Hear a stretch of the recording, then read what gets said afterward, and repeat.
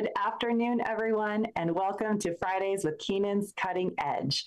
My name is Jenna Labor, and I will be your host as we explore the dynamic world of Don Keenan's trial philosophy, The Cutting Edge. Those of you joining us live this afternoon have the opportunity to ask questions and interact with our speaker. If you have questions, please type them into the comments section below, and we will be sure to address them. Episodes are released each week following the live broadcast, so be sure to hit that subscribe button and click the alerts icon to make sure you don't miss an episode. Today, we have David Crump with us to talk about his experience as a referring attorney with the Keenan Law Firm. Now, Dave is heavily involved in the Edge.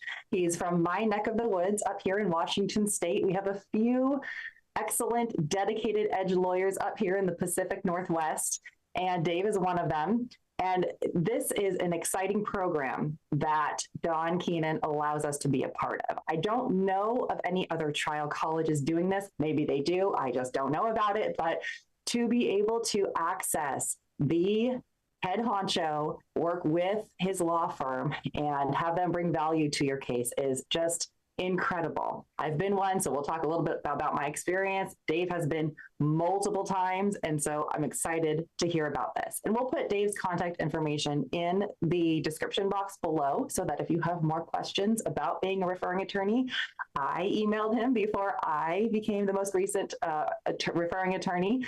And if you have questions about it, he is kind and generous and will give you the information that you need. So Dave, welcome. Thank you for being here. Let's talk about being a referring attorney.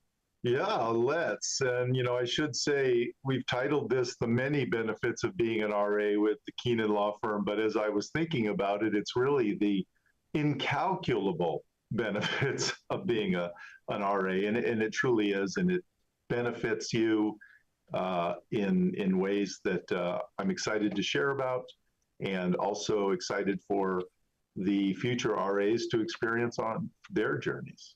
Mm-hmm. Yeah, I hope from this people apply. I think it's an overwhelming thing to think about. I know even it is for me, and I've been doing Edge for a long time, and I know Papa Don and everything. And I emailed you, and I was like, "Do I do this? What do you think? I don't know." So let's get into it. I'm going to turn it over to you. If you want to tell a little bit about yourself, you're welcome to do that. But I'm going to let you go because I know you have some points you want to talk about, and then I'll jump in with questions. Well, sure. Well, I just realized I've been an attorney for 40 years. And I will say that because of the Edge and the Keenan Law Firm and the Keenan Trial Institute, I do not ever want to retire. This has given a shot in the arm. And speaking of shot in the arm, I had both COVID and flu yesterday, so I'm a little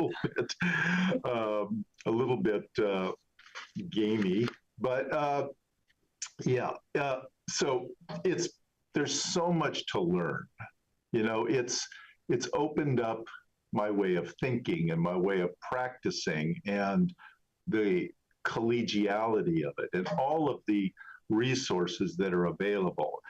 And I'll get into that. But I would like to say that I think, right from the very get-go, RA is Edge on steroids, right?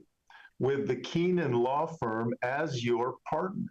Now, if you're at all involved in the Edge and you've done a college or two, then I think you probably understand some of the fundamental concepts of Edge.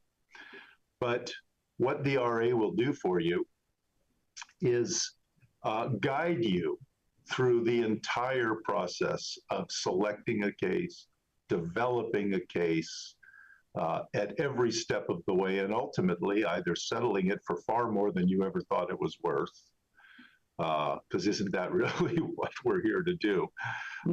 Or try it and have a great result. So that, in a nutshell, is what the RA program is. But let me break it down into its component parts. It is, like all things, RA is referring attorney. So what you're essentially doing is you're identifying a case and you're presenting it to the Keenan Law Firm.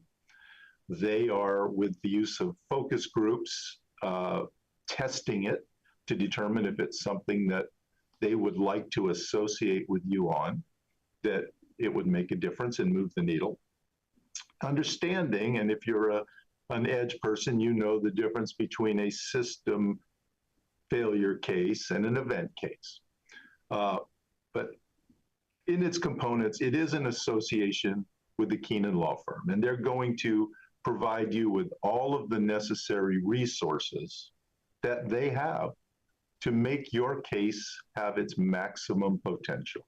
What are those resources? Well, the first thing they're going to do is they're going to have boot camp and some seminars or workshops that aren't available in the colleges. Mm-hmm. Special courses that they'll also require you to embark on a journey of fulfilling all of the college requirements and even into the master's level and graduate level. That's great. Highly recommend it. These resources, which you receive at no cost, in addition to them working with you in video conferences and one-on-ones, you get every single edge resource at no cost. You get every college for free as a referring attorney. Huge savings. I mean, those colleges are $1,500 to $3,000 up.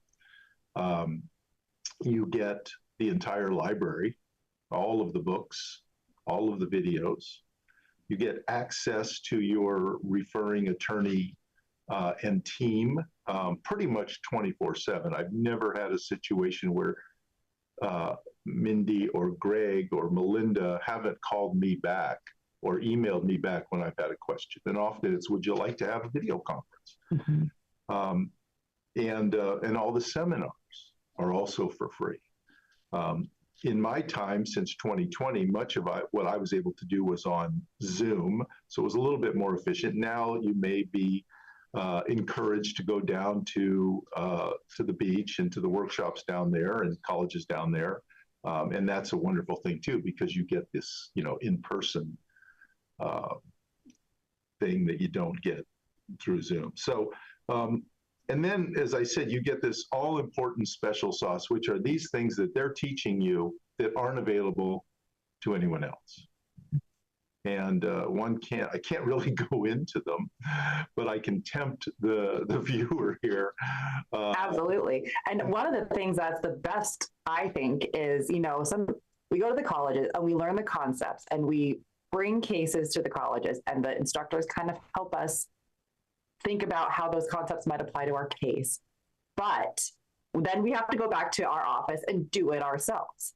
And, you do it. KLF is not going to associate on every one of your cases, so that you're not going to get them to, be with you, from the beginning to the end on every case. But if you're fortunate enough to have a referring attorney case, you get to see them apply those concepts to your case. And I don't know about all the folks who are out there listening, but for me, I'm a visual learner, and part of that involves the kinetic, doing. And so I'm like, I understand the concept, but can you show me how it works? And this is the best way to do it, is through this RA program, because nobody does it better than Greg and Mindy and those folks up there. And so you can and they don't do it for you. They have you do it. Okay. So folks, don't make no mistake. They're not doing stuff for you. You're doing the work, but it's just that special, oh, well, no, you didn't do it quite right. Go back, do it again. I tried to do a timeline for my med-mal case. I'm on draft 7 and we're not there yet. That's okay. We're just going back and forth. So that's just the coolest thing. So while we can't go into what special sauce you learn, that is such a fun option, or fun part, I think, of the referring attorney opportunity. Well, that's right. And, once you've been through a referring attorney program, and you've learned how to put your case together. And one of the things that they tell you right off the bat is you have to follow their master case checklist, mm-hmm. Right? And the master case checklist is a systematic way of developing your case before trial, into discovery, and at trial. Once you do that and you buy into this, you'll never do it a different way again. Right. And you get to use that, right, Dave, on your other cases? You can. Yeah. You may have one RA case, but all the rest of your cases aren't. But I guarantee you, when you see how how this works, as I have, you can't but not continue to do this system on all of your other cases. Now, that's time consuming, it's extra work, but it pays off, which gets to something that Don always talks about. It's not necessarily what we need to talk about today, but to have a more select list of cases in your inventory, right? Reduce your caseload, everybody. I know you're all like rolling your eyes right now, because if we're not talking about reducing caseload, we're talking about focus grouping. So it's one of two things: reduce your caseload and do lots of focus groups, people. It's just so important. Well, that's right. And you learn, you talked about focus groups, you learn how to do that, because when you submit a case to the Keenan Law Firm, you'll reach out to somebody there, and they will ask you to provide a written narrative, a brief written narrative of your case. The key here is, but you must highlight the system failure, because those are the cases that they want. And when you highlight the system failure in your brief narrative, that lets Mindy and Greg and Melinda focus group it and test it for how much liability is being accepted by your focus group participants, and what is their emotional value, and what from them, either, hey, our focus group really liked the case and we'd like to have you come on, and or sorry, this one doesn't work for us, but please keep trying. And I highly encourage you to please keep trying. And here's something, Jenna, that I think is really important. I've talked to newer Edge people about the RA program, and they say, well, I don't have any cases that are worth putting into the Edge. And I can't speak for the value, but I think in tractor trailer and premises, they're looking for cases that have a value of about at least $1 million. Yep. And in med mal, at least $5 million. Now, what I've learned is many newer Edge attorneys are not valuing their cases as if they were valuing them like an Edge trained lawyer should. So what I can tell you, my first experience with a tractor trailer case was a case where, with the damages, I would have probably settled that for around $600,000. We ended up in the RA case getting about 2.8 million, right? That's a significant change. So you'll learn to value your case higher than you've ever thought, or what you think even the verdict results in your state are showing, because those aren't Edge lawyer verdicts. Yes. Yeah, that's key. And I mean, I can even testify to that, because Dave, as you know, when I reached out to you about the one that I currently have accepted at the Med, which I still can't believe, I did not think it was worth, I mean, it's a cosmetic surgery. It's a botched cosmetic surgery job or case. And I thought, I took a chance asking Greg just what his thoughts were on the case liability wise. And he was like, let's focus group it and see if it, if it makes sense. And Dave, to his credit, when I emailed him about it, he's like, he saw it right from that system failure Edge perspective. And he was like, you got to talk to Greg about it. You should do it. So yeah. And a point, Dave, that you're making about the focus group thing and continuing to try to submit cases. So KLF does not turn down, like they don't make the decision about turning down a case. And it's really the focus groups. So they will take any case in to focus group it, and then the community will decide whether or not your case meets kind of that value threshold. And the value threshold is not, the focus group doesn't say, oh, this case is worth X dollars. It's that emotional value, right? The emotional scale 1 to 10, how angry are you about this? And so KLF, as we all should, makes their determinations about taking cases based on focus groups. So that's a cool thing, because I've submitted several cases to them that have been turned down. And it's not because KLF is like, oh, the facts are bad or blah, blah, blah. It's because the focus group was like, we just don't care. But you got nothing to work with if that's what the community thinks, right?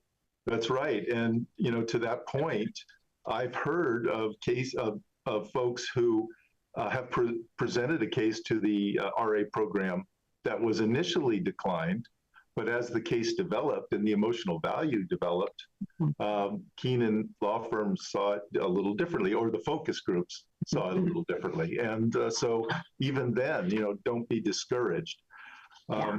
So, there's some other benefits too that are even a little bit more existential. I mean, obviously, there's this great benefit to you as the lawyer to learn this system that I'm here to tell you, and and many people do, absolutely works. And having done other systems or other programs where there isn't such a system, I can tell you I flailed for many years trying to find a way to make those teachings work. This does right from the get-go. And it's tested over and over again by Don, and it's constantly being updated. But you get the benefit of the training, which bleeds over into all of your other cases and your collaborations with your colleagues and friends. Obviously, it makes you more successful. It makes, life in that way better. Obviously, it benefits the client. I mean, aren't we ultimately, we're looking for what is a meaningful result for our client? And there's nothing better than getting your client real justice and the client feeling heard and empowered. And, one of the things we know from client deposition prep is how we empower them. Well, when you do everything right in the EDGE system and you end up getting that client handed off at the end with their check and check in with them over time, you see how the client has not been underestimated. They see us as, they know the difference between somebody that gave everything to change their life and somebody who didn't. But there's one other sort of existential benefit to this, is that particularly with system failure cases, we are without a doubt benefiting society because we're shining a bright light on those areas, one case at a time, where a system is broken and needs to be fixed, right? So we're making society safer. And I don't know about you, Jenna, or the rest of the viewers, but when I tell my story now, people ask me what I do. I tell them that I'm out there trying to find safety system failures and improve our society and make it a safer place. It just helps me tell my story better. Absolutely. Yeah, I've changed the way I talk about it too. And I mean, I was raised in a family who very much did not like personal injury lawyers. Both my parents are in the medical field. Actually, all of my extended family pretty much is in the medical field. So you know how those folks think about us. And it was always embarrassing. People would be like, what do you do for a living? And I'm like, personal injury lawyer, or like, I'd say lawyer. And I'm like, well, what kind? And I'm like, oh God. And they're like, oh yeah, ambulance chaser, ha, ha, ha. And I'm like, oh man. Well, I don't really feel that way anymore. It's nice to be able to describe it because most people will understand when we talk about what we do and why we do it and the reasons for bringing lawsuits, they'll be on board with it. They just don't always get that education from most plaintiffs' lawyers. Right. That's right. So let's say that Keenan Law Firm has accepted your case. They've said, hey, we think that the focus groups like the case, and we'd like to come on board. So what happens next is they will send you a fee agreement. This is an actual association with the Keenan firm, which, by the way, while you get all the benefits of the Keenan firm, you also get all the benefits of the Keenan Trial Institute and all of the listservs, and essentially one of the largest, if not the largest, law firm association in the country of people who want to help, people who know that this stuff works, and you see it time and time again. You hear the stories. One of the things that's fun in the RA program is you will watch your colleagues' cases develop as you watch your own case develop. And then, after a year or two, when those cases mature and begin to settle or begin to get tried, and you hear the stories of how they overcame against great odds for huge verdicts. And there are some amazing stories. And I have seen the lawyers who are telling these stories about their RA cases break down emotionally when they tell them, because they feel so empowered to have done this for their clients, Yeah. So it does that. But you'll sign an association agreement, and I guess it's okay to say that what they are seeking, or what you must agree to, is 1/3 of whatever your fee is. I believe that's what it is. So I think that's right. Yeah. right. So which is entirely reasonable. Whether your fee is 1/3 or 40%, they would then get 1/3 of that. Now, almost all of my cases, I'm already associated with another colleague. So,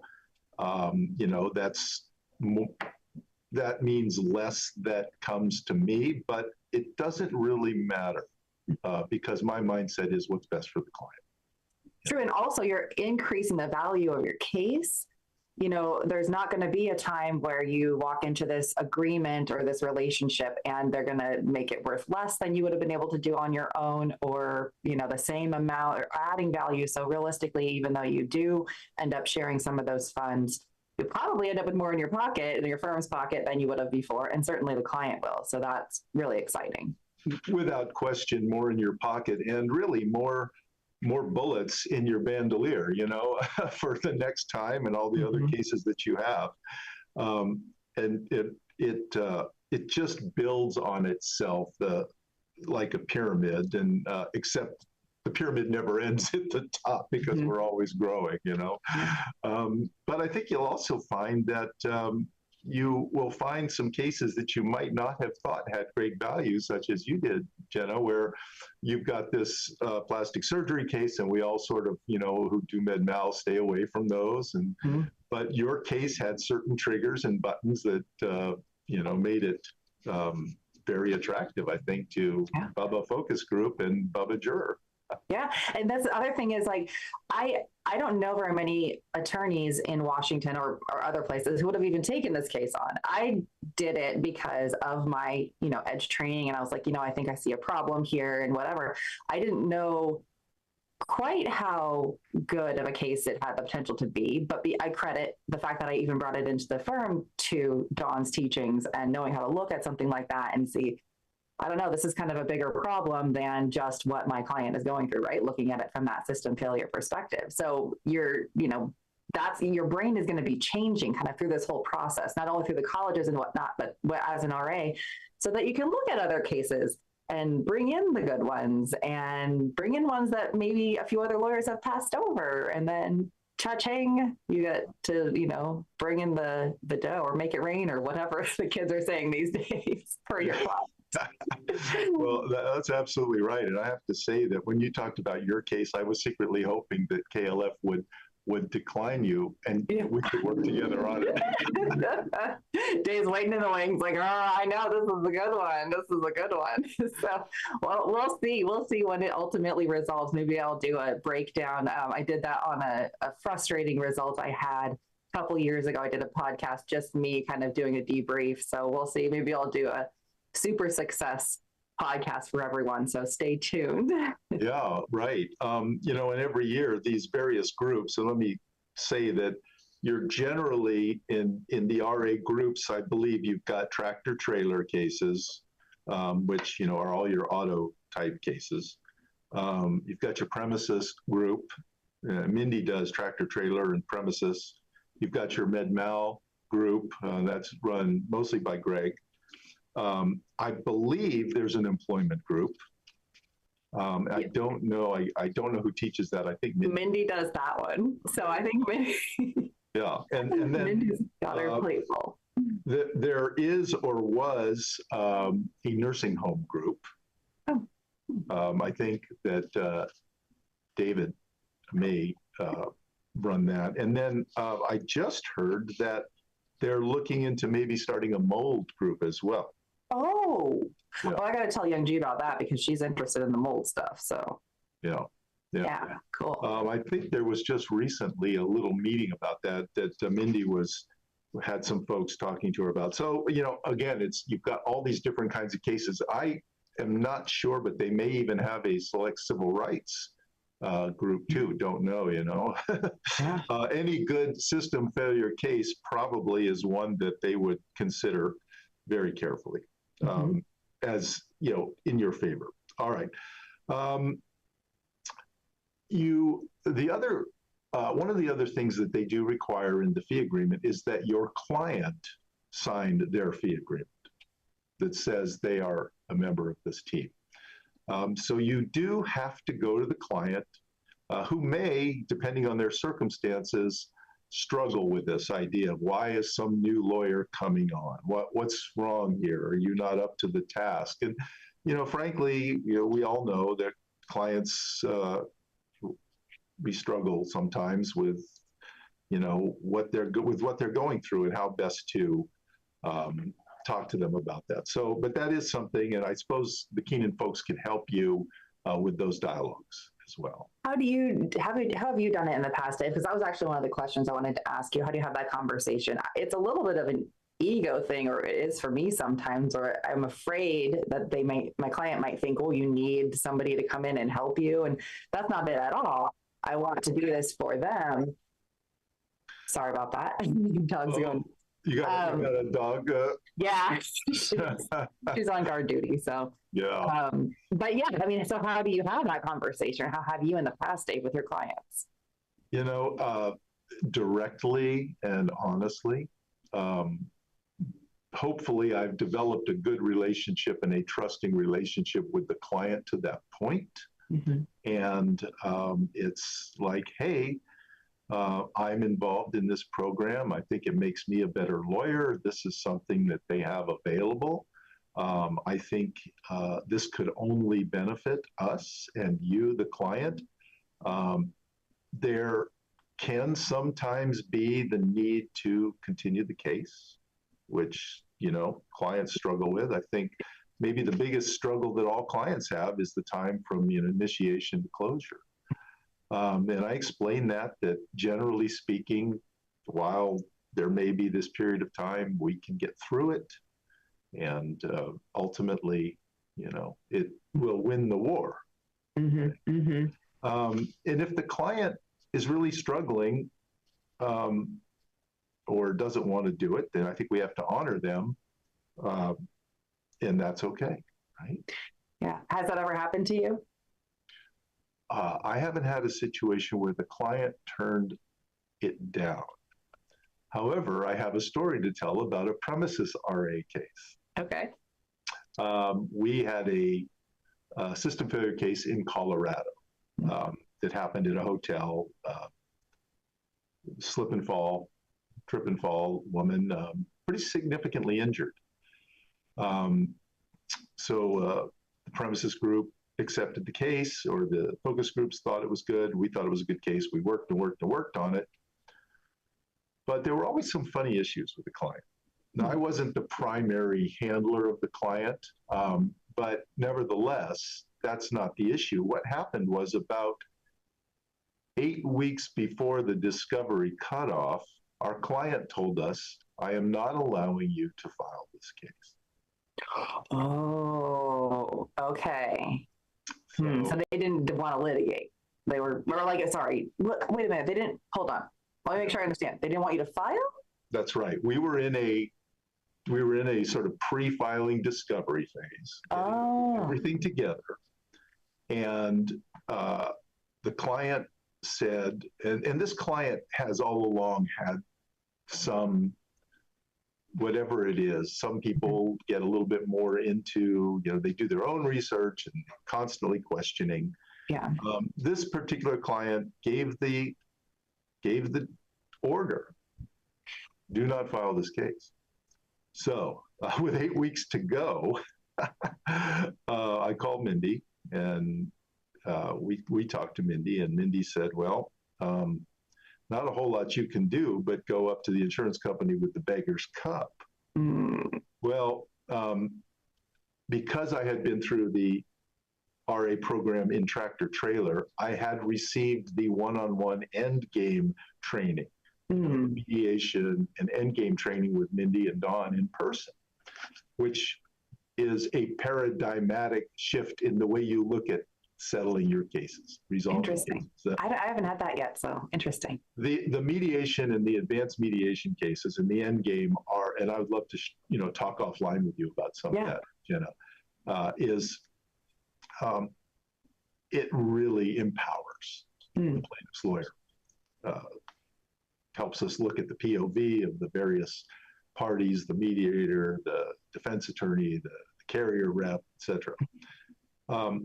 So with 8 weeks to go, we nevertheless created a full-on mediation presentation, everything we had. We knew what was going to come out of trial. There were no surprises here. Fortunately, because we had followed the master case checklist, we had all of our ducks in a row, as you're supposed to do pre-filing. I was able to, and my colleague was able to assemble everything and provide the insurance company with an extremely professional mediation presentation and mediation brief. They didn't agree to mediate, but we gave it to them as a settlement demand. Oh, okay. Interesting. And with the idea being is we are thoroughly prepared. And I will say that what the mediation programs will do is show the mediator and the other side that you are a top-tier lawyer. And believe me, they see far fewer top-tier lawyer presentations than the other kind, and it's recognized. We ended up, and really right before the day that the SOL was to expire, posturing, saying, "Listen, we're going to file." And this is all the stuff that we're going to, I mean, we had, believe me, they thought that we were going to file with a fairly good result, with a fairly good result. Awesome. Yeah, that's awesome. I mean, it means so much to have them in your corner when that happens, to say, oh my gosh, what do we do? And it's like, all right, we're not going to just give up. We're going to put it together. Back. Yep, woodpecker it away, and make it as much as while honoring, right? Everybody, I hope that you heard that Dave and the whole team honored what the client told them to do. They never once, filed and hoped the client wouldn't notice and it wouldn't go into further discovery or anything like that. They honored what the client said to do, but maximized. Was the client happy, Dave? How did they respond? I was pleased at the end with it. Yeah. Obviously, there was a little kind of a strange feeling between me and the client on that. Again, I wasn't the primary contact, so tended to have less communication with the client. But yes, the client was happy and was very happy. For some reason, they were just very private people. Yeah. And, Mindy had even said, look, you could file under a Jane Doe. I'd never heard of that before. I don't know if we can do that in Washington. I feel like I've tried that with my rape victims and nobody gives two craps about it. They're like, too bad, your name's out, Yeah.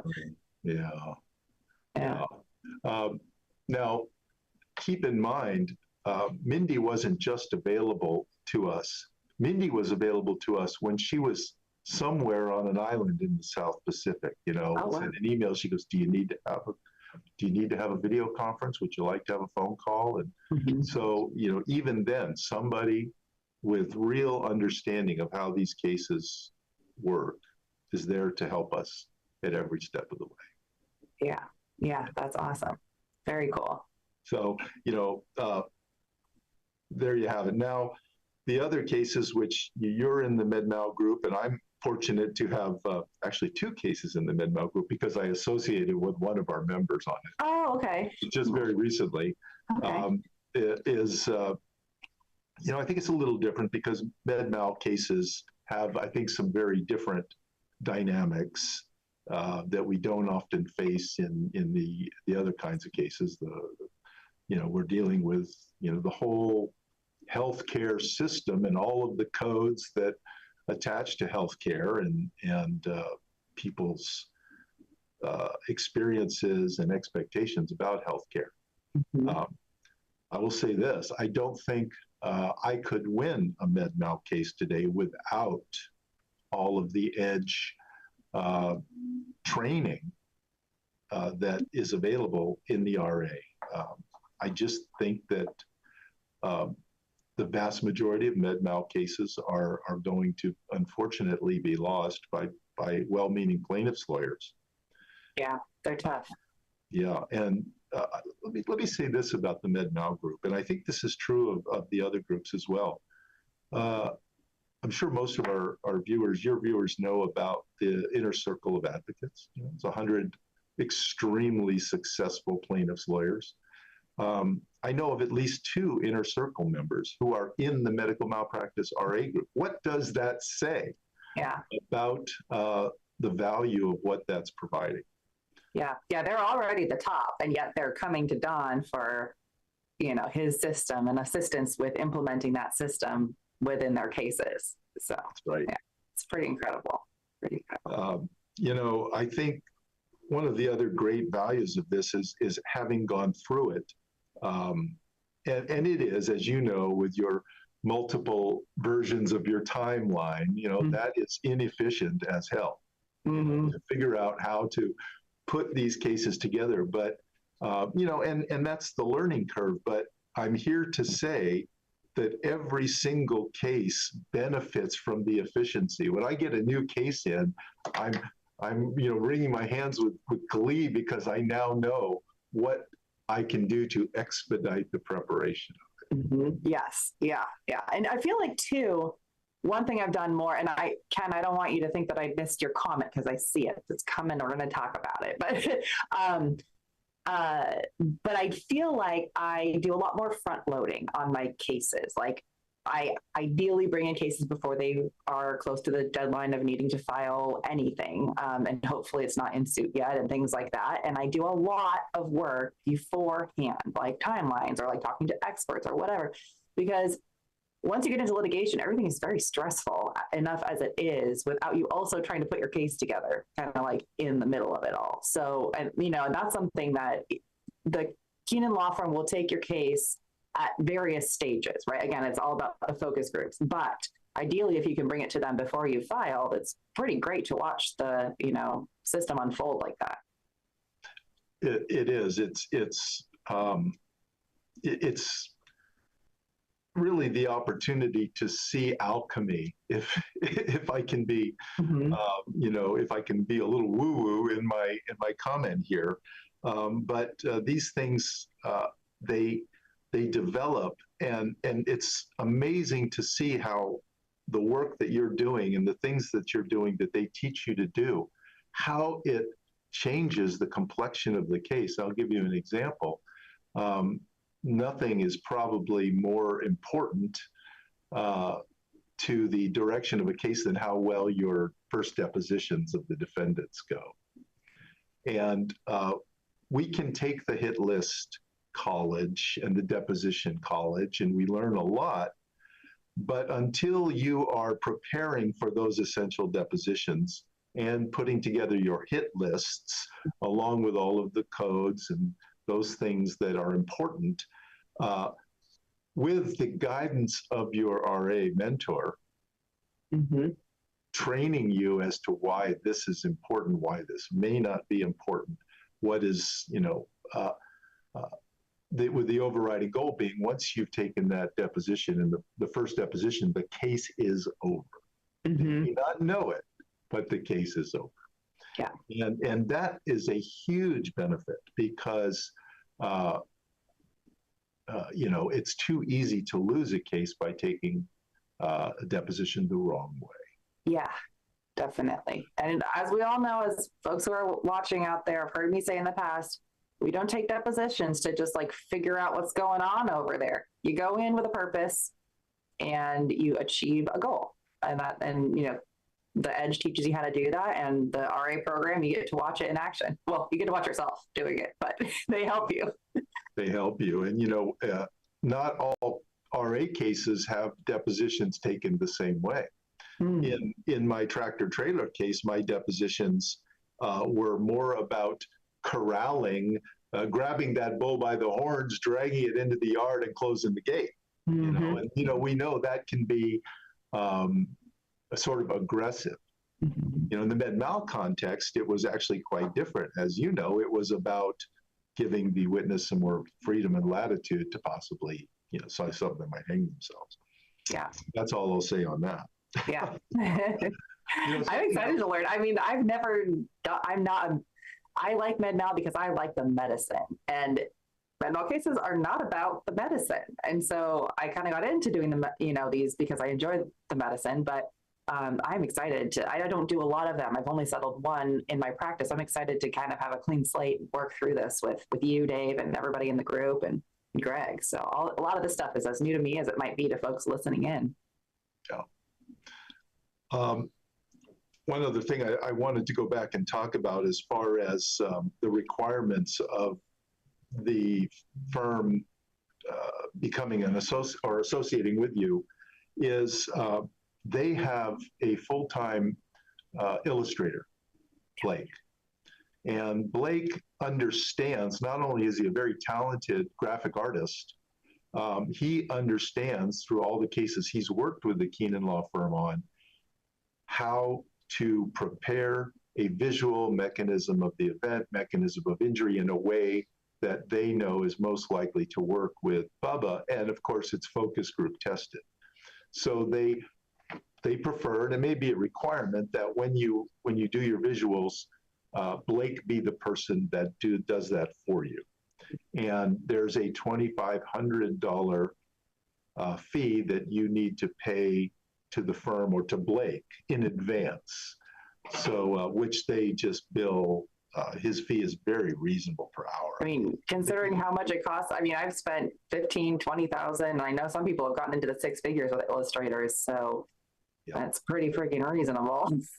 Well, and then, that's a mixed bag. You never quite know who you're going to get or what you're going to get. And the nice thing, not only, as I said, is Blake a great illustrator in a way that keeps it so simple, right? And that's kind of the key to this whole thing, is keep it simple, stupid. But he understands what these things need to look like, what's worked in the past, what's likely to work in the future, and then can change things as the focus groups need them to. So that I think is sort of the last thing that you'll find in your agreement with them, and then they will continue to do focus groups. Now, I like to do a lot of focus groups too, so I will continue to do mine as the firm does theirs on the case, and they do have a small fee for running a focus group on your case, which just comes out of costs at the end. Yeah. So just so folks know, there will be additional costs, but as I understand it, it's outlined pretty well in the agreement.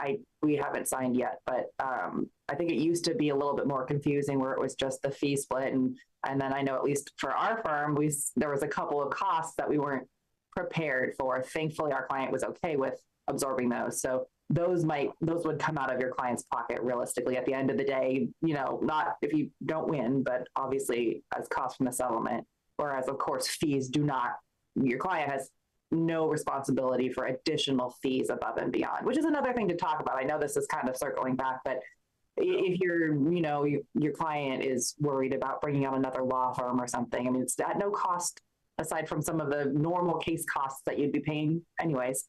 Right. To you, right? It doesn't, you're not paying two lawyers. You're getting a free lawyer. I'm paying them. You're getting a free law firm with proven results, and yeah. So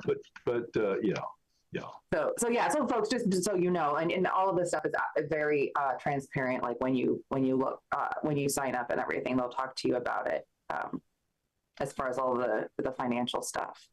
But the one thing that's kind of cool, though, before we move off the financial thing, is, well, it's not really financial related, but is that they're not entering a notice of appearance. And correct me if I'm wrong, Dave, if they do that ever anymore. I thought maybe they used to at one point, but so they're helping you, but you are the one who's doing it, and you're building your reputation, right, with the ammunition and assistance of another firm behind you. So it's not like defense counsel is like, oh, they're bringing in this other firm to help them out. And so, whatever they might think about that. I know when I was younger, it certainly was an ego thing for me not to have a more experienced lawyer come in and steal the case from me.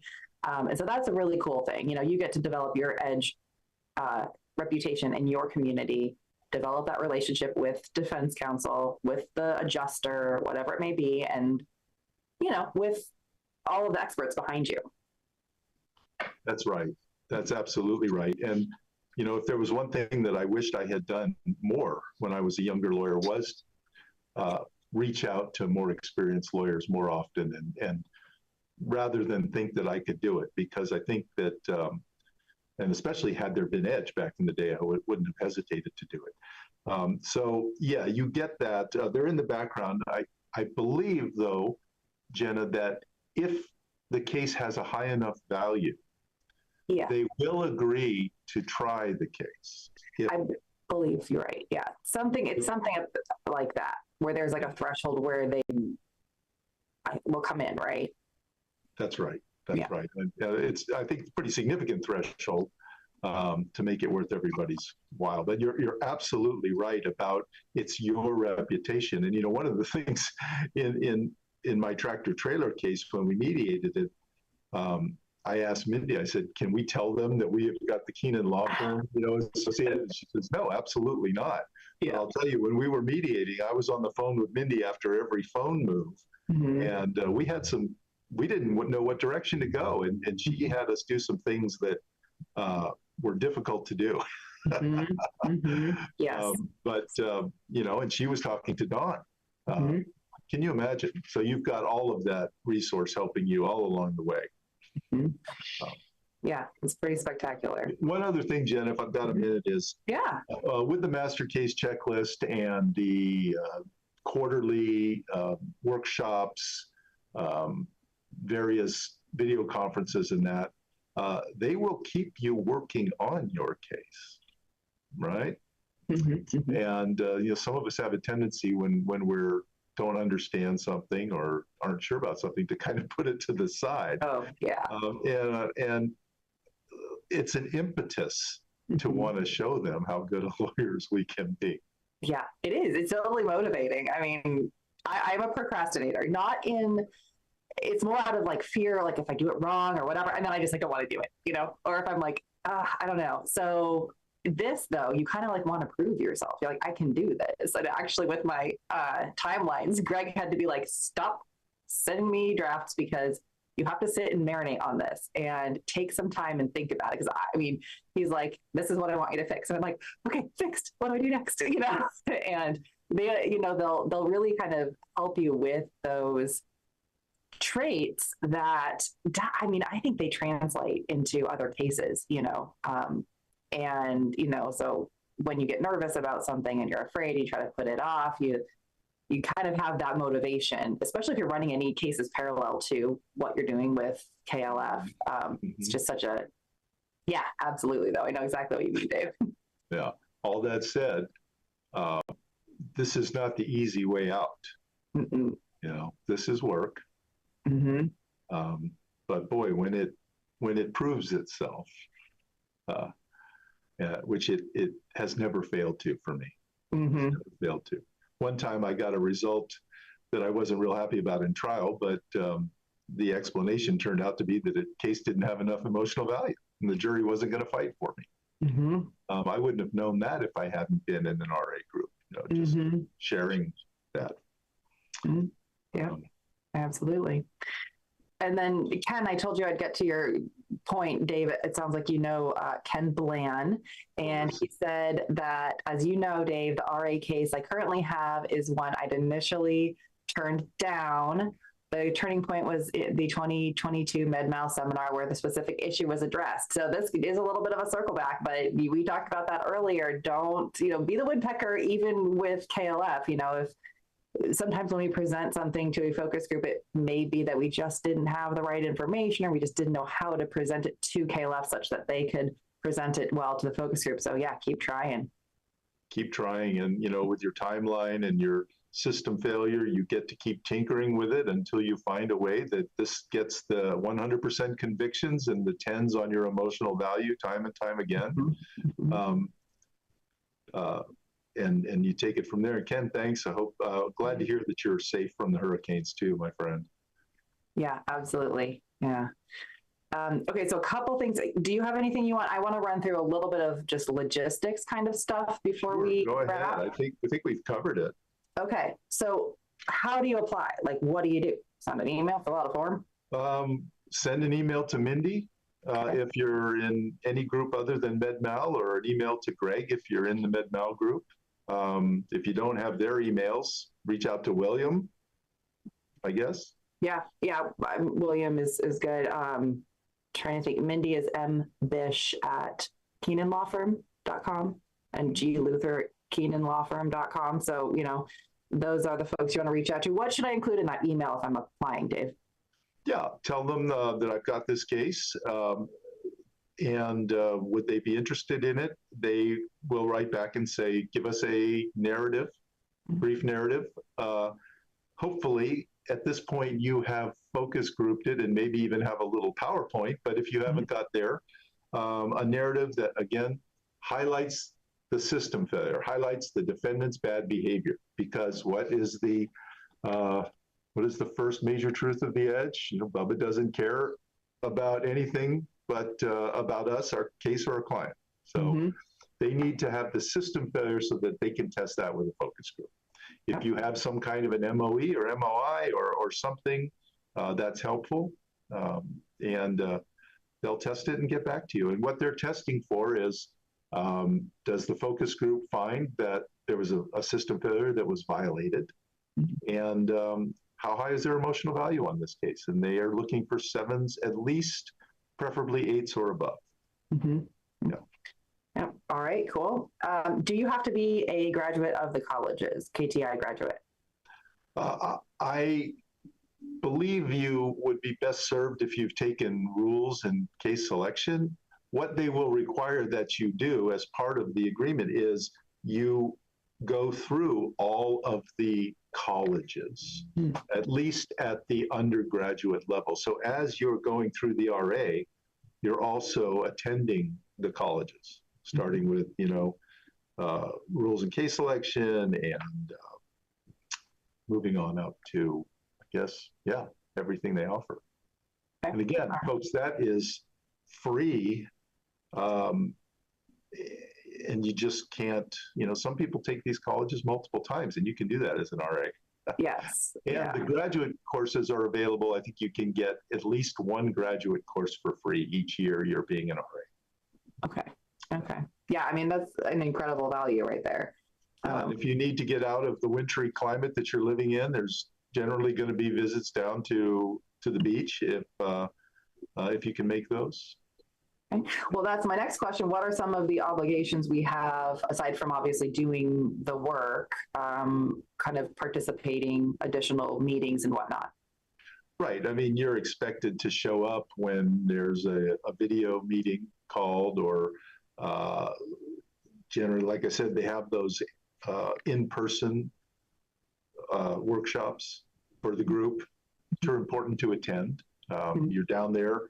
Dawn is down there, so you're getting, not just, but, and each time you go down there, there's a specific focus of what they're trying to teach and work on, So it may be codes, it may be watching focus groups and learning how to see what codes are firing. It could be, hit lists or deposition prep, all of that stuff. Okay. All right, so attending some additional things. Let's see. Well, we talked about how to talk to your clients about it. So that would be another part of logistics, but that's kind of, you can ask for assistance with that. But, again, part of what the Edge emphasizes so much is having a really good relationship with your client. And, hopefully you visited them in their homes, and I haven't visited my client yet in her home on my MedMal case, and I'm just throwing that out there because I know that it can be difficult. Sometimes we have clients in different states or different parts of the state and those sorts of things. None of us is perfect, even those of us who are RAs. But, you should have a good relationship with your client that you can have this conversation with them before kind of moving forward with it. I also wanted to do a little talk on, sorry, not a talk, but what you talked about with your slip and fall case in Colorado, Dave. Sometimes we take for granted that when people come to a litigation attorney, they understand what that entails. Right. And sometimes people that I work with, as coaching or whatever on their cases, I will ask them, what does your client want out of this? And they won't know because we just don't have those simple conversations. Is your client ready if you do file suit? And I'll use my RA MedMal case as an example. It's out of Spokane, Dave, as well as one of yours is. And it's a smaller town. It's not a small town, but it's a smaller town, close-knit community. And when you're dealing with medical professionals, in particular plastic surgeons, there are not so many of them. And so I have had multiple conversations with my client about moving forward in litigation because she has her best friend's husband is in business with these people. Her current provider used to work for them. The place that she goes and gets her facials done is everybody's connected. And so you just don't want to the best of your ability, try to have those ongoing conversations. Like when we file suit, it will be public, Right. Sometimes the media reaches out, I don't know if you've got some weird small town newspaper that's like, tell me about, why you're suing such and such. So just have those conversations to make sure that you and the client are on that same page. And you don't get right. They may not expect that this is what litigation is all about. Mm-hmm, mm-hmm. They may not know that litigation is a lawsuit either. I know that sounds a little bit weird, but maybe they're like, yeah, I'm all about litigation. And you're like, okay, we're ready to file the lawsuit. And they're like, oh no, I'm not into that. So, of those conversations and early and often. Okay, let's see. Oh, what else did I have in here? Oh, Dave, I don't know if you know the answer to this. Oh, we're technically at the 1 o'clock hour, but there's just so much good stuff here. Give me a couple more minutes, everyone. What if you're in a law firm? Because you own your own, but what if you're in a law firm and you're doing edge stuff? And do you talk to your partners about it? Maybe doing the referring attorney thing. Does KLF help you talk to whoever needs to get permission, or do you even know how that might work? Well, I know there are a number of edge lawyers who are in firms, and the firms to varying degrees do or do not buy into edge methods. I can think of, Benji Bosco's firm, all of their folks, as far as I know, are fully trained in, edge people. But I only can speculate that you would probably have to clear it with your partners and give them a good reason why you're doing it. So I can't think of a bad one. Yeah, it would be interesting. And I'm curious if anyone out there is at a firm and maybe it's not a traditional, like the whole firm, like exactly like Chase and Boscolo, where they're fully inundated in the edge. And yet you kind of wanted the opportunity to work with the Keenan Law Firm and to just tell us how that experience has been, if you've been successful in getting them to allow you to do that and how you did it. Because I was thinking about that. And Dave, you and I are both in a situation where we're not in firms, so we don't have any personal experience to talk about that. I talk to my law partner, but she's usually on the same page with me with that sort of stuff. So, right. And I think, we have a number of lawyers here, good lawyers in Washington, who have been in the RA programs. And yes. Anybody who's done it, reach out. And one other benefit is that, every RA group has its own listserv. Yeah. There's a premises group, a tractor trailer group, a med-mal group. I have yet to be allowed to be, the listservs are wonky for me. So if anybody out there is listening and wants to allow me into the listservs, I feel like I've done enough to warrant being allowed in. So that would be William. I don't know. I've sent emails. It doesn't work for me, but all right. We have a shout out here before we close, Dave, from the employment section. The illustrious Ada Wong would like us to give a little shout out to you. Thank you. You're going to be teaching the closing damages college. There we go. Up here in Washington. Yeah. So this is, I don't know if it's quite on the website yet, because this was kind of a recent new development. You and Peter are going to be teaching that. It's going to be in person up here in the beautiful Pacific Northwest. So remind me, Dave, what dates they are. October 18th through 20 October 18, 19, 18th. and 20, I believe. Okay, that's coming up. Wow, I better not miss that. Did I say October? No, December. Oh, December. Okay, all right. I was like, oh man, I've actually been signing up for a lot of Edge stuff lately, so I need to. And the only requirement is you have to have taken closing liability. Okay, yes, it is. Okay, I'm looking on my calendar. December 18th through the 20th up here in Washington State, and we are on the western side. Probably, it's going to be at Ada's office, which is in Shoreline. So people want to stay in Seattle, you can, or anywhere around that area. Yeah. But yes, thank you. Thank you for doing more on that. Yeah, and that's not an RA thing, folks who are listening. This is a graduate college. We've all been waiting so long for the damages portion of the closing college, and it's finally here. So I'm, excited for that, and hope everybody can join us. All right, with that, let's get the outro going. Everyone, thank you so much for being here live with us today. I appreciate everyone who gave us a question. Thank you, Ken, for sharing your story about being a real live RA and having a case that was accepted after it initially wasn't. I'm just thrilled that everyone is still participating in these podcasts. I know that sometimes we have replays and sometimes we have live ones. It is, a work in progress, and it's a fun one. So if you like today's episode, please click that thumbs up to feed the YouTube algorithm. Let the powers that be know that you find our content informational and helpful, that you want to see more of it. We do have another live episode, and I am blanking on when exactly that is, but keep your eyes peeled for the emails, as we are going to continue to have some fun live episodes throughout the fall. And Dave, thank you so much for talking to us about your referring attorney experience. I hope that those of you who are listening will throw your hat in the ring and start trying to get a referring attorney case with the Keenan Law Firm. It will change your life and your practice. Have a wonderful weekend, everyone, and I'll see you next time.